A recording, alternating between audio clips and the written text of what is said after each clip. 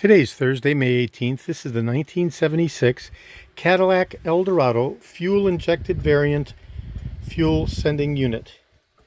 This is the unit that sends the signal through this arm that raises and lowers in accordance with the float from the gas tank to the gauge in the instrument cluster, indicating to what extent the tank is full or empty. So these units are specific only to the fuel injected version because they have an electronic fuel pump, one of two fuel pumps used in the 76 Eldorado, one being embedded inside the tank and the other one mounted on the frame. So because these fuel injected Eldorados were very, very rare in 1976 as their introduction, the fuel sending unit is basically a unicorn part, almost impossible to find. So the unit has been completely disassembled and rebuilt, and I'm connected to power, and I'm going to do a functional validation test of the float, and we'll be looking for the light bulb to increase its intensity in accordance with the float going up and down. So we can see, okay, that the bulb is bright. And as I move the float upwardly, the intensity will begin to lower or diminish.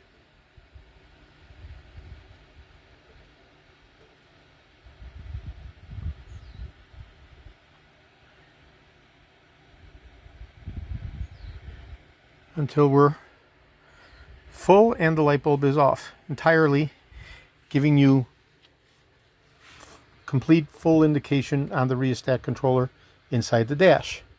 Okay, so that's how the sending unit works.